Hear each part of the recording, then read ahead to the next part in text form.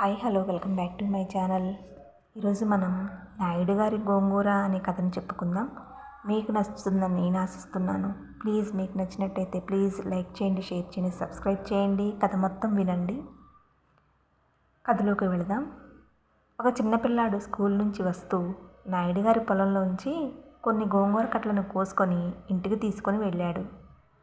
వెళ్ళి అమ్మా నాకు గోంగూర పచ్చడి అంటే ఇష్టం, నీకు కూడా తెలుసు కదా, గోంగూర కట్టలు తెచ్చాను, పచ్చడి చేసి పెట్టవా అని అడిగాడు.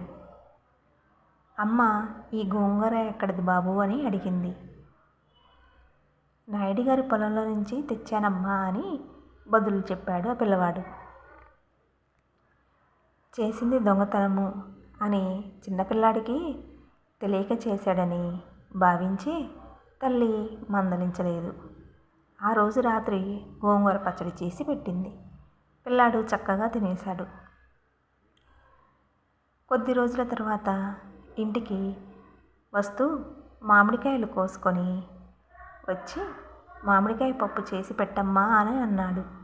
అమ్మ మళ్ళీ చిన్నపిల్లాడి అల్లరే కదా అనుకొని పప్పు చేసి పెట్టింది. పిల్లాడు సంతృప్తిగా తిన్నాడు. ఇలా రాను రాను ఎప్పుడైనా ఏమైనా కావాలంటే ఊళ్ళోని పొలాల్లో నుంచి దొంగతనంగా తెచ్చుకోవడం ఆ పిల్లాడికి అలవాటైపోయింది. తల్లి కూడా ఎప్పటికప్పుడు అల్లరి చేస్తున్నాడే అనుకుంది తప్ప తప్పు చేస్తున్నాడని అనుకోలేదు. ఎప్పుడు పిల్లాడిని సరిదిద్దలేదు. పెద్దవాడైతే తనే తెలుసుకుంటాడులే అని వదిలేసింది.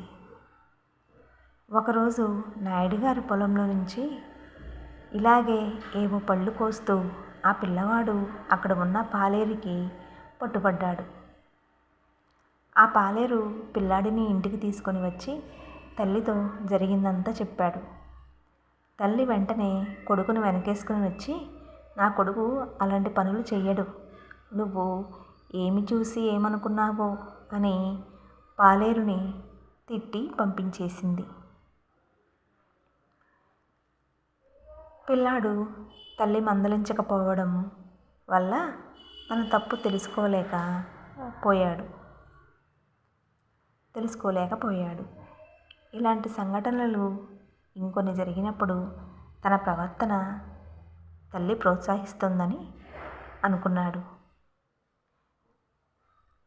కాలం గడిచి పిల్లాడు పెద్దవాడయ్యాడు. పెద్ద అయితే అవసరాలు మారుతాయి కదా. చిన్నప్పుడు కాయలు కూరలు దొంగలించే పిల్లాడు పెద్దవాడై తన అవసరాలకు తగ్గట్టు వస్తువులు డబ్బులు దొంగలించటం మొదలుపెట్టాడు. పిల్లాడు పెద్దవాడైపోయాడు. ఇప్పుడు నేను చెప్తే మటుకు వింటాడా అని అప్పుడు తల్లి ఏమీ అనలేదు. ఒకరోజు పోలీసులు వచ్చి దొంగకు సంకెళ్ళు వేసి దొంగలించిన సామాన్లు జప్తు చేసుకున్నారు. కొడుకుని తీసుకుని వెళ్ళిపోతుంటే తల్లి బోరుమని ఏడ్చింది. ఇప్పుడు ఏడ్చి ఏం లాభం అమ్మా? నాయుడు గారి పొలంలో గోంగూర తెచ్చిన నాడే తప్పని మందలించి ఉంటే నేను ఈ స్థితికి వచ్చేవాడిని కాదు కదా అని కొడుకు జైలుకి వెళ్ళాడు.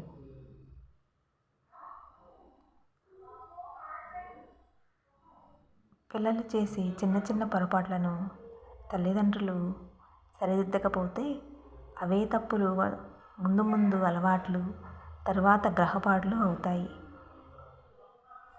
విన్నారు కదా ఈ చిన్న కథని. మీకు నచ్చినట్టయితే ప్లీజ్ లైక్ చేయండి, షేర్ చేయండి, సబ్స్క్రైబ్ చేయండి మా ఛానల్ని.